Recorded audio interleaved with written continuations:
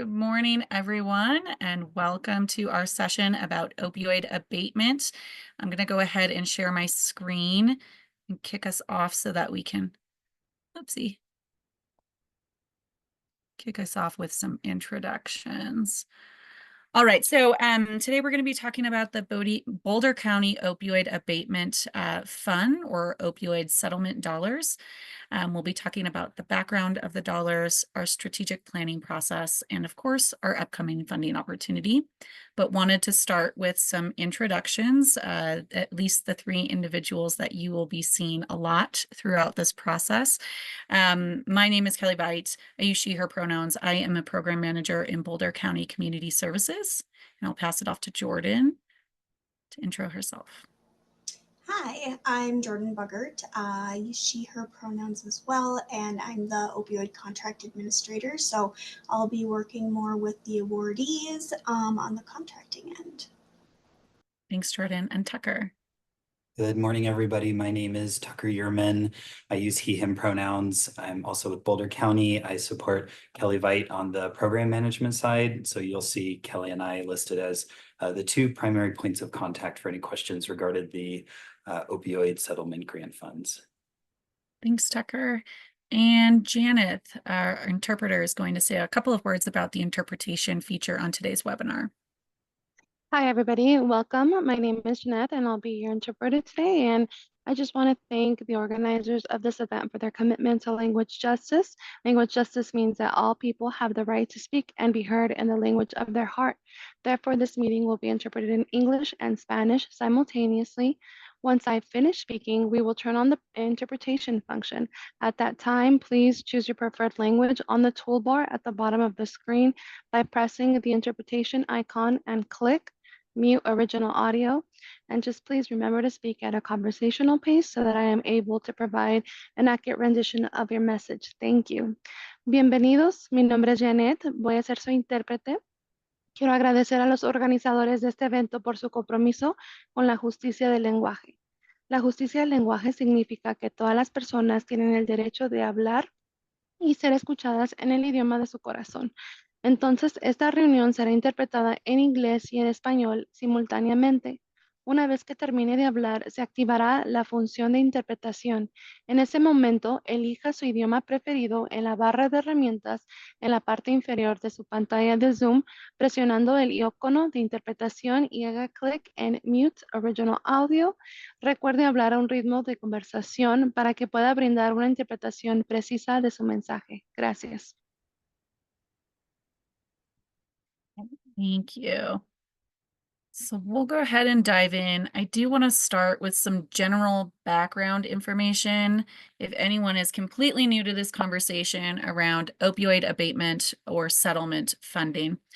Really what we are talking about when we talk about where these funds came from is a number of lawsuits or ongoing litigation between the state and opioid manufacturers or distributors for deceptive marketing practices, which really led to the proliferation of opioids in our community, as well as the damages that we've seen caused by that.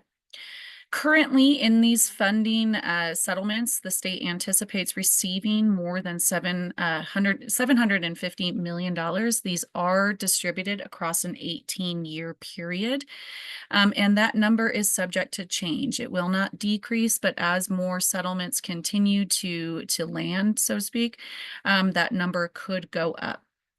Important piece to note in this is that the State Attorney General's office early on established a memorandum of understanding, or an MOU.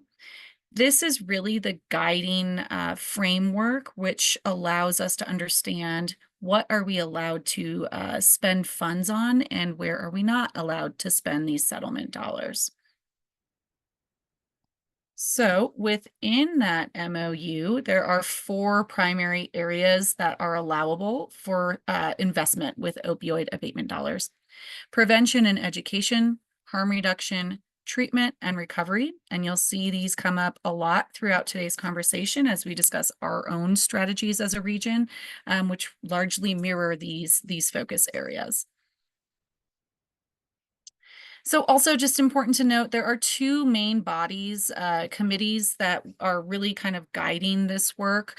The first is a Boulder County Region Opioid Council. This is really our leadership body. It's mostly elected officials and department heads from counties and cities across the region. This is the group that makes final decisions based on recommendations that are sort of born out of that other committee I'll be speaking to next, our opioid operations group. But really, this is the group that gives us the thumbs up to say, yes, we approve of the particular strategies you all have selected and the investment routes that you're going to make to get funding into those areas. So the other body that really kind of drives this ship, so to speak, is our advisory group, the Opioid Operations Group. This body consists of subject matter experts across the city and county and other areas of the region, community-based organizations, government organizations, individuals with life experience.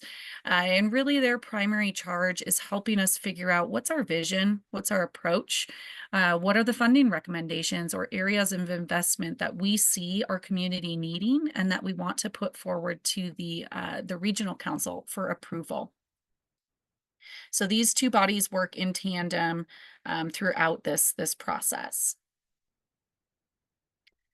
Okay, so now that there's an understanding of, what opioid abatement is and how this is looking in our region, a little bit more detail about our strategic planning process that we undertook this year, which really helped us figure out where do we see gaps and need across the addiction care continuum, and how do we get funds out to the community in service of those needs.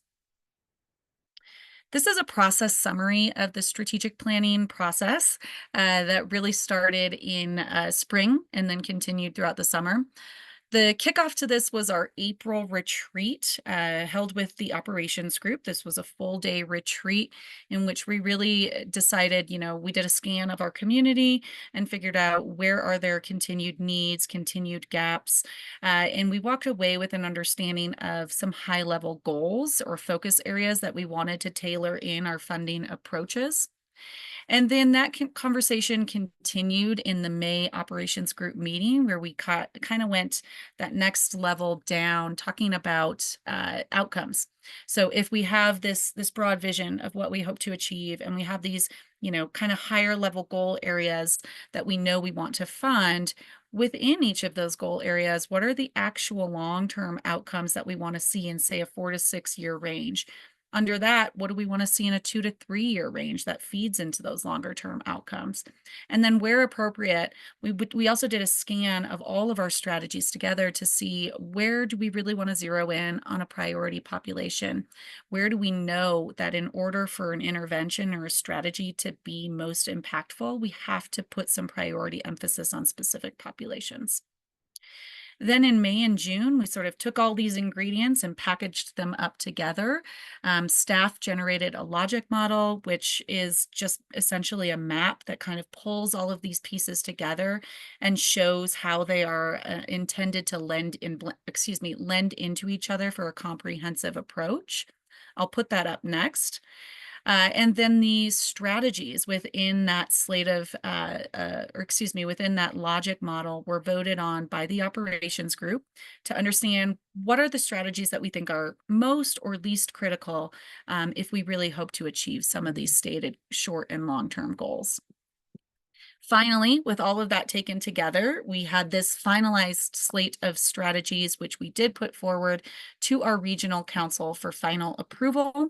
And they did approve these to be our regional strategies for abatement funding at their June 21st meeting.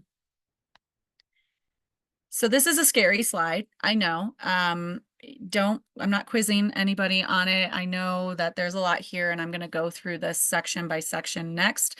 I really just put this up to show you that logic model or that map that I mentioned to show how we were intentional about making sure that everything really kind of came together in this narrative approach to understand what are we trying to accomplish as a region and how do these approaches play into each other? How are they meant to complement each other? So you can see the 4 focus areas there and the subsequent goals and strategies under each. But again, don't strain your eyes. I am going to go into this in detail next. Okay, so gonna dissect that monster visual next. That first row on the visual is our vision. So that's sort of the top row. This is what's supposed to be guiding all of our work. So this is sort of this lofty, ambitious understanding of what the Boulder County region will look like if we are successful in these investments. The vision that our operations group put forward is that the Boulder County region envisions a future in which the community's quality of life is increased, the number of deaths by overdose is decreased, and a full spectrum of culturally responsive substance use and misuse services are available without stigma. Taking that one row further or one row down in that big visual was really our community-wide success measures, or again, those long-term outcomes, what we hope to see in 4 to 6 years if we're really successful at this effort.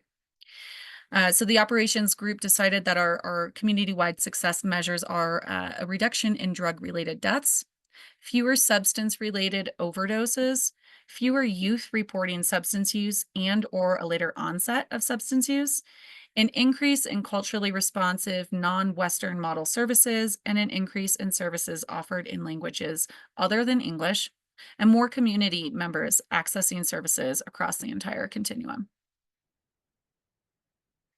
Okay, so now I'm going to go into each of the 4 focus areas. You will see how these were developed, how they're intended to play together, what they're intended to achieve in that short and long-term space. And this will be sort of what we use to fold into the request for application. So you can see again those community-wide success measures shaded up to the left, and then you can see our funding areas, the 4 funding areas that are within this request for application: prevention and education, harm reduction, treatment, and recovery. And I'll walk through them one by one. In terms of prevention and education, these are our shorter term goals. So what we are intending to achieve in a 2 to 4 year period. The first is that the dangers of opioids and fentanyl are understood. Use of opioids and other substances is reduced or delayed, and the amount of frequency of use is reduced. The second goal that we're trying to achieve in this space is that resources to approach and prevent resources and approaches to prevent and respond to overdose are accessible. All right, I'm going to take that first one on the left. You can see it shaded up in the top left of the slide. This is that first goal area, and the strategic approaches that we are funding in order to achieve that goal are these 2 here. First, develop and strategically distribute substance use and opioid prevention education resources, including but not limited to the dangers of illicit fentanyl, with an emphasis on and messaging tailored to priority populations. The second strategic approach to achieve that goal would be to increase availability and access to programs with a demonstrated effectiveness of preventing the uptake, use, and misuse of substances and opioids, with a specific focus on priority populations. So that second goal area that I mentioned within prevention and education, and you can see it shaded up to the left. So the strategic approaches taken, or that we are investing in order to achieve that goal, there's 2 here. Develop and disseminate training about OD prevention and response, such as the administration of overdose reversal drugs, and contextual education, including but not limited to Good Samaritan laws, with an emphasis on messaging tailored to priority populations. The second strategic approach to achieve this goal is to develop and disseminate training about overdose prevention and responses, such as the administration of overdose reversal drugs, and contextual education, such as the Good Samaritan laws, with an emphasis on and messaging tailored to first responders, medical professionals, school staff, and other frontline professionals. All right, that next area within the big visual, the second of our 4 focus areas, is harm reduction. There is one short-term outcome in this particular area, and it is that harm reduction services are easily accessible and substance use occurs under safer conditions. Within that goal area, and you can see it again shaded up to the left, these are the 4 approaches that we'll be funding through this request for application. The first is to provide training on harm reduction strategies to priority populations and healthcare providers, students, peer supports professionals, treatment and recovery professionals, and those who provide care to those who use drugs. The second strategic approach, increase capacity of and access to peer support services, case management, resource navigation, and other efforts to increase connection to care for harm reduction program recipients. The third strategic approach, increase access to and support the distribution of harm reduction supplies and services, including syringe exchange, fentanyl test strips, and testing controlled substances or analogs for potentially dangerous adult drugs. And the fourth is to increase the availability and access to naloxone with a specific focus on priority populations. And I want to pause and say, I know this is a lot there. These slides will be available after today's session. Our third funding focus area is treatment. We have 2 short-term goals within this area. The first is that recommended levels of opioid use disorder treatment and co-occurring substance use disorder and mental health treatments are available, that they're also culturally and linguistically responsive, timely, affordable, and offered in varying modalities. The second goal is that medication-assisted treatment, or MAT, is available without barriers, including ability to pay, geographic location, or justice system involvement. So I'm going to break down that first one. You can see it shaded up to the left. So the 4 strategic approaches to achieve that goal, whoops, excuse me, I got to move my bar here, first is to increase capacity and access to treatment services for people who use opioids or individuals with OUD and any other co-occurring substance use or mental health condition, with a focus on priority populations. The second is to support stigma reduction efforts and support for people who use opioids or individuals with opioid use disorder and any co-occurring substance use disorder or mental health conditions, including but not limited to reducing the stigma on effective treatment. The third strategic approach in this area is to increase capacity of and access to peer support services, case management, resource navigation, and other efforts to increase connection to care. And the fourth is to increase comprehensive wraparound services to people who use opioids or individuals with opioid use disorder and co-occurring substance use disorder or mental health conditions. Oopsie. Doesn't want to advance. Okay. So that second short-term goal within this focus area, you can see it shaded up to the left. The strategic approaches to achieve this are first to increase availability of MAT for people who use opioids, individuals with opioid use disorder, and other co-occurring substance use or mental health conditions. The second is to increase availability of MAT and treatment for people who use opioids or individuals with OUD or co-occurring substance use disorder or mental health conditions for the justice-involved and incarcerated population specifically. All right, our third funding area is recovery. There is one short-term goal in this space. It is to support, it is that support is available and accessible for individuals in recovery from substance use and related mental health conditions, and those in their lives in order to improve their health and wellness, live a self-directed life, and strive to reach their full potential.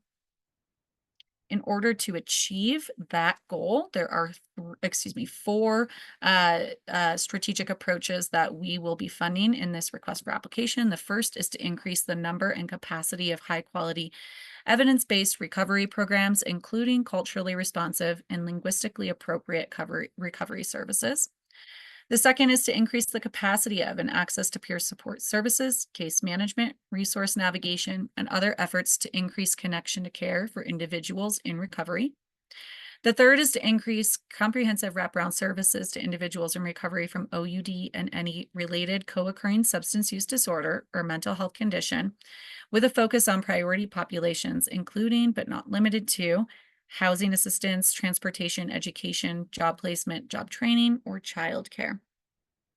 And the fourth strategic approach in this space is to increase availability and access to housing for individuals in recovery from opioid use disorder and any related, excuse me, co-occurring substance use disorder or mental health condition, with a focus on priority populations, including but not limited to supportive housing, recovery housing, sober living, training for housing providers, or recovery housing programs that allow or integrate FDA-approved medication with other support services.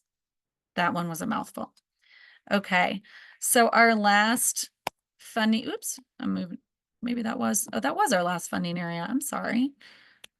I'm ahead of myself here. Okay, so more information about our funding opportunity coming this Thursday. You will see the opening date kind of peppered throughout the rest of these slides so that nobody can forget. This request for applications is opening on August 15th, which is Thursday of this week. Okay, so the kind of bare bones, the funding details of this RFA or request for applications. We are funding across those 4 focus areas as well as the 18 total strategic approaches within them. So I just walked through each of them step by step, but again, these slides and those visuals will be available throughout this process. Those funding areas are prevention and education, harm reduction, treatment, and recovery. We are offering 2-year awards in this funding round, which we are allowing for 150,000 max per year. So your application can total 300,000 max. However, we are asking that budgets be annualized around that 150 per year allowable. Eligible entities are nonprofits and non-government organizations, for-profits or private LLCs, educational institutions, public or private, and government entities. We also allow an other delegation for agencies that maybe don't fit within any of those categories and would like to explain more about their agency's makeup. More about eligibility. So applicants must provide services or engage in the activities related to basically our strategic plan that I just walked through. Entities selected for funding must be able to participate in the evaluation of your proposed programming. We get a lot of questions around how in-depth or complicated evaluation and reporting will be, and we try to keep that as minimal as possible so it is not onerous for agencies. We recognize that folks come from different perspectives and abilities in terms of staffing size and bandwidth and the ability to do kind of these massive reporting and evaluation requirements. So we do our best to keep that lean for all of our award recipients. And last, applicants do not need to reside in Boulder County. Programs don't need to be based there, but program services related to opioid abatement funding must be completed primarily in and for Boulder County community members. Some additional details about the application. This is an online application. I'm going to hand this off to Jordan in a couple minutes here to walk through that application a bit so that you have an understanding of what to expect when it goes live. It does house all of our focus areas. So that entire breakdown of the focus areas and subsequent strategic approaches. So applicants can self-select what area they are applying to.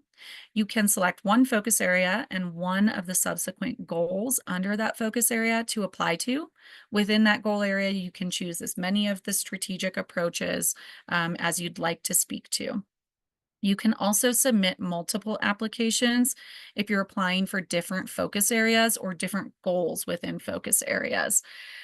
Different applications should be distinct. So it should be a distinct program with its own unique budget and its own unique scope of work. Again, sort of the next bullet down, if an entity submits more than one application for a different program or focus area, your respective work plans must be distinct with little to no overlap. So sort of folded within that, you can't fund for a single position split among 2 different applications. And we mention that because we do recognize that a lot of these work areas have overlap. So for example, especially in the prevention and education and harm reduction kind of continuum, many programs have elements that sort of blend throughout. We recognize that, and we do just ask that you all do your best to apply under the category that best fits the majority of your services that will be performed. So if you have an 80-20 mix of, doing mostly prevention work, but a couple of your efforts kind of span into harm reduction, we do ask that you apply under prevention. So I guess, again, that area that best meets the goals you're applying towards. I wanted to say a note about treatment specifically. This is the only area where we do have specific exclusion criteria in this funding round. Treatment services that are eligible in this round are levels 1 and level 2 in the American Society of Addiction Medicine criteria on the continuum of care for adult addiction treatment. That is also available on that website. But basically what that means is levels 1 and 2 are generally lower acuity treatment services that are provided in an outpatient nature. So think medication assisted treatment. Treatment services that are sort of on that higher acuity side of that range, for example, medically managed inpatient or residential care, are not eligible for funding in this application. Those are designated as a set of more specialized or technical in scope interventions. They're also a little bit higher cost on that scale. And so to kind of keep this application able to be compared apples to apples across our interventions, we did want to remove some of these more technical interventions for potential funding through a future request for proposal, which is just a more structured and specialized application process and contract. All right, I will pass it off to Jordan to talk about the online application. And Jordan, I'll just continue to drive if you tell me when to advance. Sounds good. So again, my name is Jordan Buggert. I'm the contract administrator for the opioid settlement funds here at Boulder County. I'm just going to give everybody a little starting point overview of Foundant if you're not familiar with the program and haven't worked with it before. Some of you may be, as this program is shared between other Boulder County grant programs, but also the City of Boulder, City of Lafayette, and the City of Longmont. So this might look familiar, and if it does, that means you probably also have credentials. And so when you go in, just make sure that you are making sure all that information is updated for your organization. We'll go over that in the next slide as well. But if you haven't done Foundant before, the link will be included right in the RFA guide, which I see that Tucker linked in the chat. Thank you for that. That's available on our website. It is in a PDF format and has the link right in there. It'll take you to the login site. If you haven't used Foundant before, you can click to create a new account, and it'll kind of just walk you through those steps. The big marker I'm going to put on this one is that on the main page, it does say to contact Markeisha Keyhagen for any questions. She is with the City of Boulder, and they hold the license for the software, but I am going to ask that any questions regarding this grant application come directly to us, and if we cannot answer it for you, we will determine whether we need to reach out to Markeisha for some extra assistance. I just don't want to flood her inbox, so make sure you're coming to us first if it's related to this grant application, please. And then there is also additional links for Tucker and Kelly's information there, although I think most people have it at this point. Kelly, can you move to the next slide for me, please? Thank you. Once you log in, this is what you are going to see. And so this is the search page. It is a public application, so we don't need an access code in this case. You can either scroll down until you find the application listed, or you can do a quick search here and just type in opioid settlement and it should pop right up. If you, for some reason, log in and it doesn't come directly to this page, up on the top, you're going to have some toggle options to click apply. That is the button that's going to bring you to this page if you're not already there.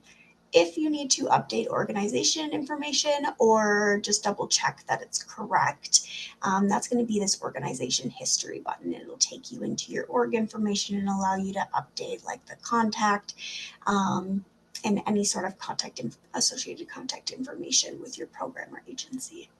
We can go to the next page. And then this is what the page you'll click into is going to look like. So when you scroll down through that search apply page, you're going to come across a box that looks like this that says 2025 opioid settlement funds up here in the corner. It's going to show you that we're accepting submissions from this date to this date. Currently the apply button isn't there because it's not open yet, but once it is, it'll pop up just right next to that date. It'll be a little blue button that says apply, so it should be pretty clear. We've got just kind of some basic information about the funding as well as all of the important links and information. Links and dates you're going to need for our funding and application period. So you'll see that there is the request for applications guide linked again. We have our question form, our web page, and the link to the Zooms for the technical assistance that we're going to be offering as we go through.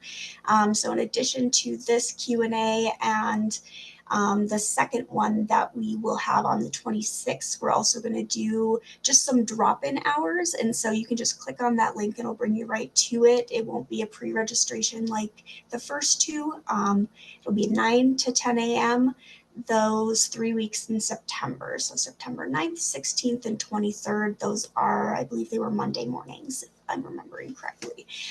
So if you have questions as you're going through the application, if something isn't working right, feel free to drop in there, and myself, Tucker, and Kelly will be available to answer any questions that you might have in addition to those bigger meetings. These ones will be more focused on like the technicalities of Founded though. Outside of that, Kelly, if you can go to the last of my slides, thank you. We do, again, also have these included in the RFA guide, but I wanted to include them here as well. And as Kelly mentioned, these slides will be available on the website after we're done. But these are all linked to how-tos for how to do some of these different basics for Foundant. So if you are having trouble creating an account, there's some information in there. Kind of go over what your different formatting options are in the different text boxes, how to upload a document within the grant application. We do ask within there that you upload some budget information, and so it'll go through how you can do that. And then if you are an agency that is interested in or will be submitting multiple applications for the focus and goal areas, there is also a how-to for how to easily copy that request. And so you can save time not having to refill some of that information out that carries over between applications. As far as the application itself, you'll click in and it's going to give you an acknowledgement question and some pre-qualifications, but after that it will jump right into your alignment with our goals and areas and ask for your general program and agency information. I'm hopeful once you're in there that it's pretty straightforward. Tried to kind of make it flow easily and simply. But again, we do have those technical assistance hours available if folks are having trouble with that. I think that is all I've got for my end. So Kelly, you can take it back over. Awesome. Thank you, Jordan. So just timeline for next steps. I know we've thrown a lot of information and dates at you here. The first most important date is again this Thursday when the application will open. And then our technical assistance session, which will be a webinar similar to this session, will be on August 26th. Those virtual office hours that Jordan just mentioned are on at 9 a.m. on basically every Monday in September. The RFA closes on the 10th of October. We will be reviewing our awards with our regional council for final approval, and they will be announced in November of this year, with contract execution happening through November and December of this year. We also have a projected date of February 2025 when we might be opening this additional request for proposal for some of the areas that are a little bit more technical in nature, such as the treatment exclusions that I mentioned earlier today. So that is it on our end, and we have plenty of time to open up for questions. I'll just stop, and I can actually stop sharing this to see if there's any questions. If you have a question at the bottom of your screen, you should have a raise hand feature. If you raise your hand, I'll go in order of the hands that I see come up first, and then I'll allow you to ask your question, and then we can kind of go question by question. So starting with John Nareen. Hi, can you guys hear me? Yes. Thank you so much for this today. So the program I work for, Recovery Friendly Leader, we train managers, any type of leader in the workplace, on how to support employees impacted by substance use, opioid use included, those seeking or maintaining their recovery. Does that fall under recovery wraparound services? I would have to read more detail about, how you'd narratively describe your program, but off the top of my head, yes, that sounds like that's a recovery kind of wraparound service that we're looking for. Again, I don't know all the program specifics, but does that work for you for now? The reason why I ask is because it's worded services to individuals in recovery, and we are not providing a direct service to individuals in recovery. We are supporting them through the workplace, specifically training their managers how to do that. So sometimes that wording has caused denials, so I wanted to check before I made the effort. Yeah, that's a good question. I know our operations group, as we kind of figured out what are the priority populations for some of these strategies, did elevate the need to support kind of the individuals in the periphery of the actual person in recovery, whether that's family members, I guess coworkers, or kind of in that workspace. So I think again we'd probably have to look at the particulars, and let me look back at the wording of the plan and get back to you, but I would say off the top of my head, you'd be eligible, but I can also take your information and get back to you with more complete details. And yeah, I'd Yeah, love that. happy to do that. Yeah. How do I get you my info? Yeah, you could just drop it in the chat. Perfect, thanks. Yeah, absolutely.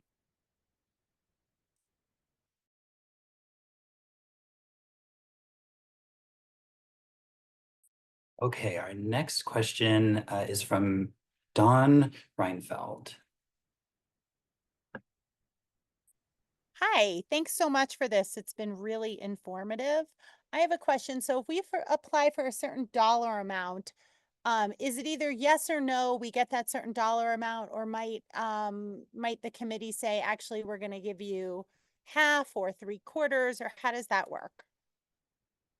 Yeah, it's the later. So we would be able to say, we could give you half to do this, or 3/4 to do this.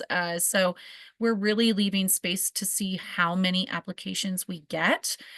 We don't really know what to expect because this is the first funding round for these dollars, and so we don't know if there will be hundreds of applications that we're trying to spread our budget across, or if there won't be.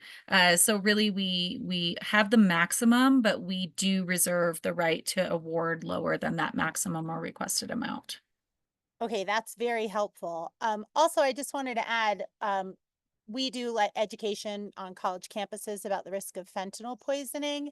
And I'm really glad to see how you all have tailored these grant requests, because we've actually had to fund all of our work so far through private foundations because of the way the opioid money has been framed. So and how it's been distributed and the sizes. So this is, I just want to say, I think you guys did a good job in how you're laying this out. And so I'm thankful. Absolutely. Thank you, Don. Thank you for that feedback. It's been quite the process. So, to those that have been along with us on this journey and known how long this has taken, thank you for your patience. We're really excited to finally open this up to the community. So thanks.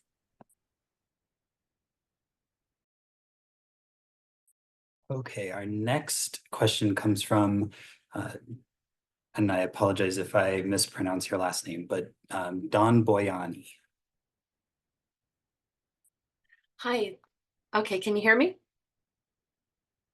Okay, great. First of all, I wanted to give a shout out to my friend Dawn Reinfeld, who just spoke. She and I work together in a lot of advocacy and mothers programs for awareness. And I wanted to tell you that I have done the state training to be a peer recovery coach for the behavioral health track. I personally, as Dawn knows, I've been struggling with ongoing insomnia and anxiety, and then had been prescribed benzodiazepines 3 times in the past 3 years. And there's been times where, I wanted to talk now from a peer perspective, that sometimes peers will actually have to go back into use. That does happen. It's not uncommon. And what I found is that there's so much access to services for substance use disorder and OUD, but there's not a whole lot for people who are withdrawing or doing at-home tapers for benzodiazepines. And benzodiazepines can be equally as fatal, and the number of prescriptions nationwide is increasing. And I've been working very closely with the Benzodiazepine Information Coalition. And what I wanted to say is, included in these grants, I feel like we could have access to services for people who are physically dependent, who are coming off of benzodiazepines, because the existing model of putting people into the drug and alcohol treatment centers, where they do a very fast taper, doesn't really work. And we're trying to create national advocacy around how dangerous that is to take people off of these medicines very quickly. And my own experience, it's hard to find access to care for benzodiazepine users. You're not able to go into behavioral health like an IOP or counselors, because they don't really want to work with people who are doing at-home tapers where you're going through withdrawals. The withdrawal process is actually considered harder, more fatal, and more distended than opioids or alcohol. And it doesn't get talked about. So I sent an advocacy letter to all 3 of you. You can see that. I don't want to take up too much of a time. I just wanted to put in my 2 cents about the increasing need for awareness around people deprescribing from benzodiazepines, the dangerous withdrawal side effects, and the lack of access to efficacious care. So thank you so much. Yeah, thank you. Thank you for that, Dawn. And we've had a lot of conversation in the space with our respective committees about, how broadly to interpret substance use disorder, or what substances are sort of included in this funding opportunity.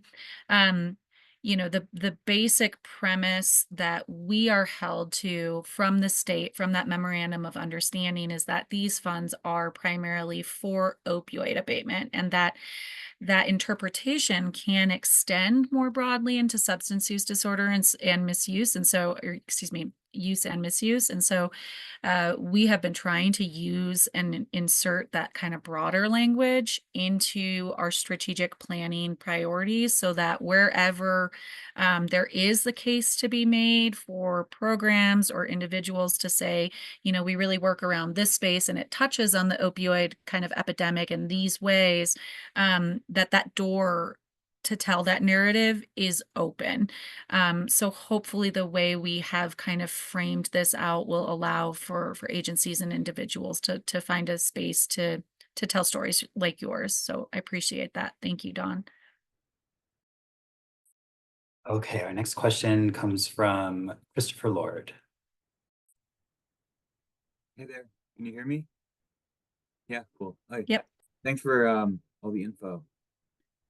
I guess my question is about naloxone and just our community. I know the Bulk Purchase Fund had their prioritization plan that went out, and I know that we were impacted by that in terms of access to naloxone and naloxone supply and funding for that. But I guess I'm wondering, I'm guessing that other people in the community are also impacted, and so I'm wondering, right, is there like maybe an opportunity for like some sort of collective application, right? Rather than, I could be wrong, but I'm guessing you might get a few different applications from folks that need support with naloxone and naloxone distribution. So is that something that's possible, or I don't know if that's something you all talked about, but I just wanted to check that out. Yeah, thanks. Yeah, absolutely. So it's a huge element of context that's sort of shifting under our feet as we're rolling this funding opportunity out. So in response to that, we've taken the conversation around naloxone and distribution of naloxone up with our regional council. We have essentially framed out a funding recommendation that would allow the council to directly fund that strategy. So what that means is they would basically remove it from this competitive process so that there aren't a lot of agencies kind of competing for that, but that we would instead kind of manage some direct funding to assist in that particular strategy. The timing is such, we had hoped to have that final decision from our council prior to the go live of this application. However, we did not get that decision. We are aiming to get it this Friday, which is one day after the RFA goes live. So I encourage you all to tune into that regional council meeting. The links are open to the public. But essentially what that would do is take a pot of dollars from the funding pool and allocate them directly to that strategy. So it would go a different approach. We'll know more details after that decision is made on Friday. So in lieu of having that decision in advance, we do have it folded here into this request for application. We wanted to keep it in here as well because if the council decides that there are some harm reduction modalities that they do want to directly fund, but others that they don't and that they do feel should be competitive, that we still have all of them captured in that request for application. So I know that's a bit wonky. Timing didn't really line up, but we will have a more direct approach specific to naloxone distribution and some of our broader harm reduction modalities as of this Friday. Okay, so just to make sure I understood, so if I'm interested in funding for naloxone, I should not maybe apply for this. Is that kind of what I'm hearing? I would wait, hold off on the 24 hours, basically, between the RFA going live on the 15th and the council's decision on the 16th.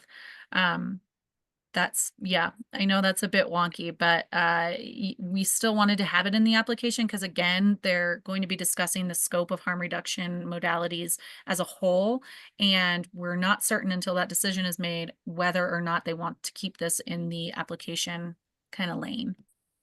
And I think if I can add that it also depends a little bit about the specifics of the programming. So if you are only applying for naloxone, like Kelly said, maybe hold off until we identify if that's going to be directly funded based on the regional council's decision. But don't hold back on requesting for naloxone as a strategy incorporated into broader prevention or education, overdose response, or harm reduction programming. So if that's a smaller component of the program, please feel free to add that in. But if it's the only thing being applied for, then maybe hold off. Yeah, that's a great distinction. Thanks, Tucker. Thank you, that's helpful. Okay, our next question is from Trina Fates. Hey, Trina. Oh, you might be muted. Well, hold on. Oh, she is. Okay, go ahead, Trina.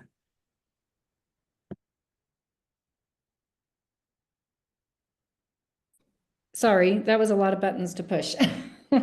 If you, Tucker and Kelly and Jordan, thank you so much. If you all don't mind, could I just give a comment back to Chris and also back to that woman, Dawn, just about some Absolutely. other around their questions? Would that be okay? Absolutely. So Chris, hi, Chris. It's so good to hear your voice. There may be questions that you have that can be answered at the SWAG meeting on the 21st because Jericho and the bulk purchasing fund representatives will all be there to answer questions about the future of how folks with programs like this are going to get funded and how they, what we're hoping we can do moving forward. So if you or a representative could attend that meeting, that might be really helpful for you all. I know that the emphasis is on high risk folks that are high risk, which would include some of your population for sure. And also thinking about Chris, maybe applying for kiosks on campus, the free kiosks that, you know, Boulder County Harm Reduction has been trying to put throughout the community. And then also financially, people who need financial aid but aren't on Medicaid will also be considered a priority. Awesome. I see your chat. Thank you. And then to the Dawn who spoke about benzodiazepines, it sounds like you're already going to be a benzodiazepine peer recovery coach, which is amazing. The Colorado Consortium put that together, and I was part of the organizer. We created that training. The consortium is doing a lot of work around that, and that's probably where your best resources are going to come from at this time, and through the SWAG, the Substance Use Advisory Group. So if you can attend that meeting on the 21st, that might be a great opportunity to learn more about what the SWAG does as well. Thank you. I didn't really have a question. I wanted to jump in there, but thank you. No, awesome. Thank you, Trina. Wealth of information as always. I so appreciate it. And I saw that Jordan answered your question in the chat about the sessions in September. So let me know if you have any other questions.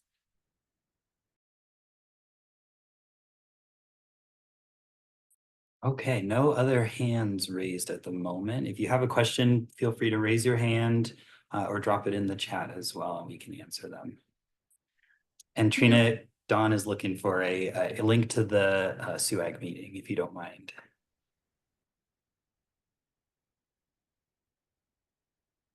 We do have a question from Christina. Let me move you over, Christina, so you can ask your question. Go ahead, Christina.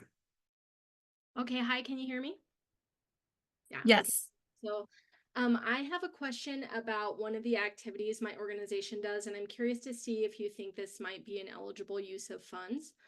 So I'm specifically looking at the recovery priority area. So one of the things my organization does is mobilize a network of impacted families. So mostly parents who have had a child suffer from addiction or die from opioid use.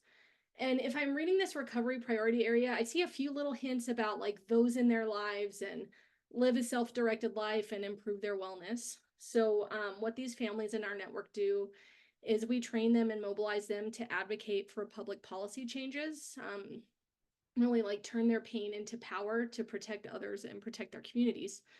And we know that a lot of the loved ones who participate in this program, they find a great deal of comfort and healing from engaging in this kind of work. They want to protect their friends and neighbors from suffering the same thing that they did. So I'm wondering if you see a place in the strategy for this type of work, or is that just a step too far right outside the focus area?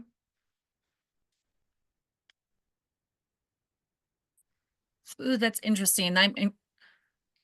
It's difficult to make a call without knowing a little bit more about the programming.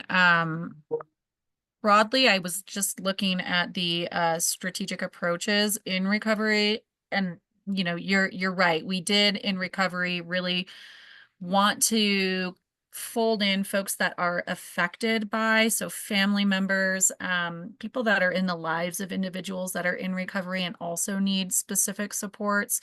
That was one of the reasons we included some of that language in the goal area. So when I look at the approaches, you know, I think potentially there is a space in that fourth approach around increasing access and raising awareness around priority populations.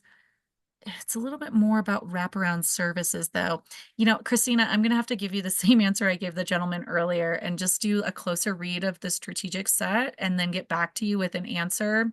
Just seems like a really specific program nuance that I want to make sure I'm getting you the most correct information. And I certainly don't want you taking the time to apply if it wouldn't be eligible. Yeah, thank you. I will follow up offline about that separately. Okay, and feel free to put your email in the chat. You can send it to me directly, and I will follow up with you as well, again, after I do kind of a closer read and interpretation of the areas. Okay, thank you.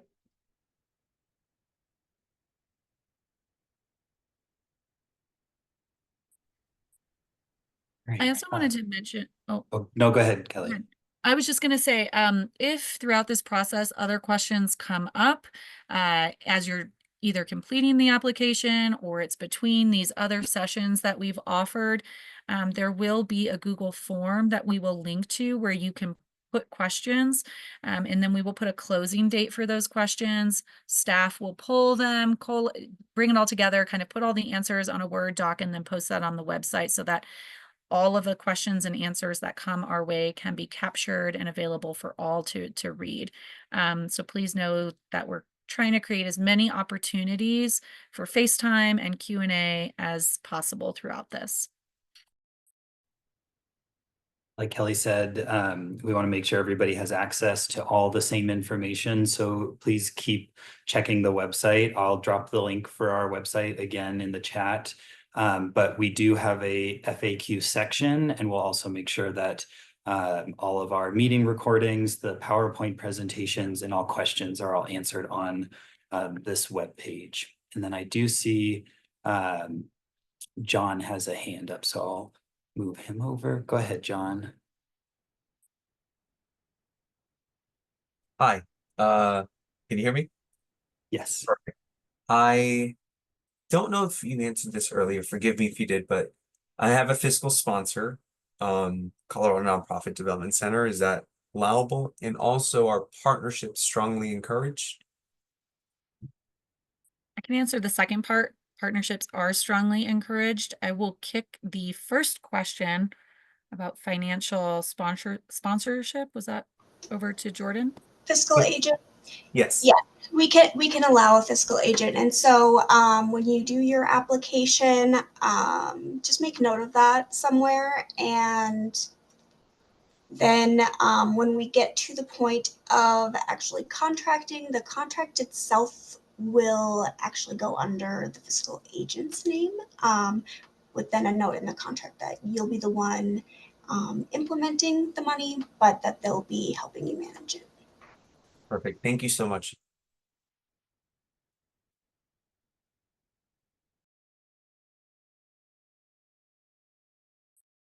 Other questions?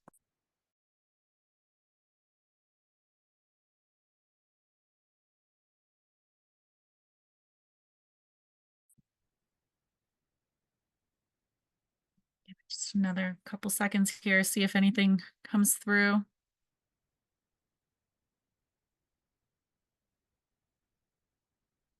All right, John and Christina, I have both of your emails to follow up about the recovery programming specific questions. Otherwise, everyone keep an eye out this Thursday. Requests for applications will be live, and make sure you sign up for those sessions in September if you have any other questions as you go through this process. Thank you all. Thanks, everybody. Thanks. Have a great day.